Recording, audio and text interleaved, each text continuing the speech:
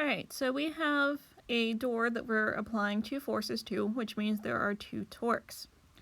So I'm going to add together the torque from the first force and the torque from the second force.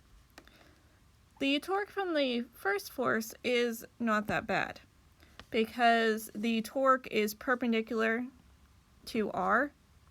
So we can simply take our force times our lever arm distance, and remember I converted it from centimeters to meters because torque has units of newtons times meter.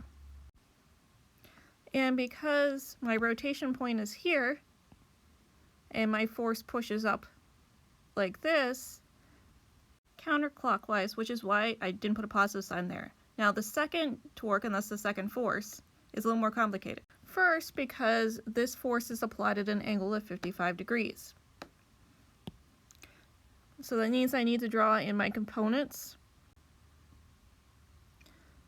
And the perpendicular component is going to be the y component, which is what actually causes the torque. And I have to remember the sine of theta equals opposite over hypotenuse, or the sine of theta equals force 2 on the y divided by force 2. So I've solved this for force 2y and made that substitution right here. So you see 25 newtons times the sine of 55 degrees. The other tricky part about this is we have to remember that the r value is the distance from where we set r equals 0, and when the object is actually rotating, we're going to set r equal 0 at the rotation point to where that force is actually applied.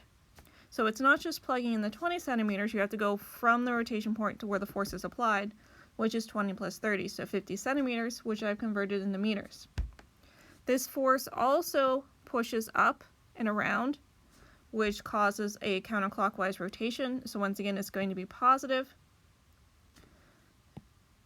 So I'm going to add those two separate torques together in order to get my net torque.